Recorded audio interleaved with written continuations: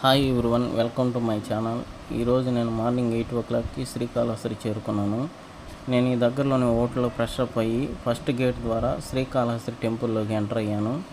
ఈరోజు మనం కవర్ చేసే ప్లేసెస్ని మరొకసారి చెప్తాను. Srikalahasti main temple, Kannappa Swamy temple and Bharadwaja Theertham. పంచభూత లింగాల్లో వాయులింగమే ఈ శ్రీకాళహస్తీశ్వర లింగం. గర్భగుడిలో ఎటువంటి కిటికీలు ఉండవు, కానీ స్వామివారి ముందున్న దీపాలు ఎప్పుడు గాలికి ఊగుతూ ఉంటాయి. ఈ గాలి శివలింగం నుంచే వస్తుంది. ఇదే ఈ ఆలయం యొక్క ప్రత్యేకత.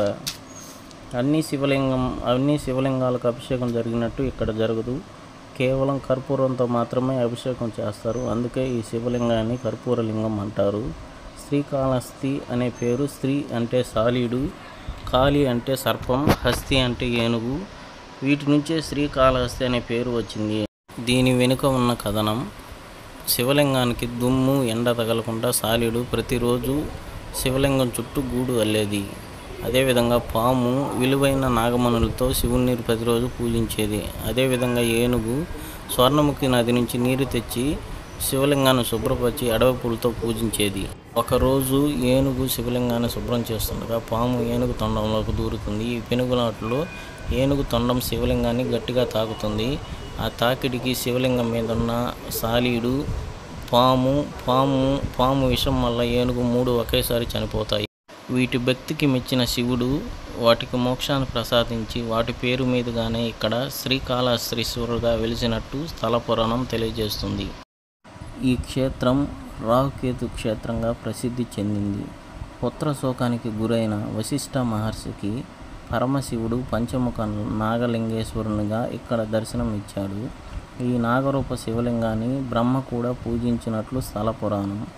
ఈ నాగరూప శివలింగం కారణం చేతనే ఈ క్షేత్రంలో రాహుకేతు పూజలకు ప్రసిద్ధి చెందింది.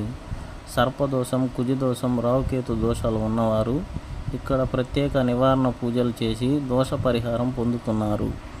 నా దర్శనం పూర్తయింది. Inside camera not allowed. ఇప్పుడు కన్నప్ప స్వామి దర్శనం చేసుకుందాం రండి.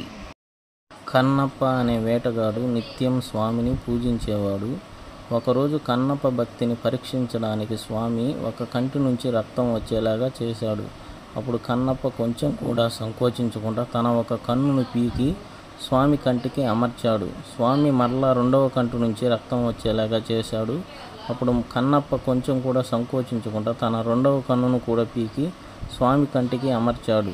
అప్పుడు పరమశివుడు ప్రత్యక్షమై తన భక్తుడైన కన్నప్పకు మోక్షం ప్రసాదించినట్లు స్థల పురాణం తెలియజేస్తుంది. ఇప్పుడు భరద్వాజ తీర్థం చూద్దాం రండి. శ్రీకాళహస్తికి వచ్చిన ప్రతి ఒక్కరూ తప్పక చూడవలసిన ప్రదేశం ఈ భరద్వాజ తీర్థం. కొండ కింద చుట్టూ పచ్చదనంతో ఎంతో ఆహ్లాదకరంగా ఉంటుంది.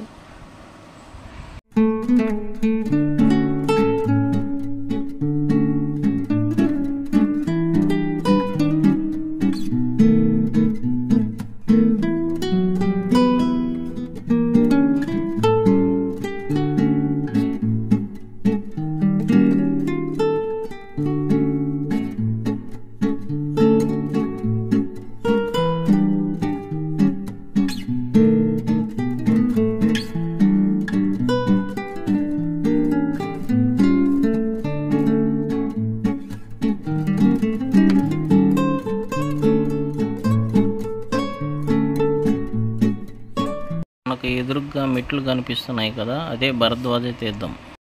లెఫ్ట్ సైడ్ ఉన్న దారిలో వెళ్ళినట్లయితే కొండపైన ఉన్న కన్నప్ప దేవాలయానికి చేరుకోవచ్చు.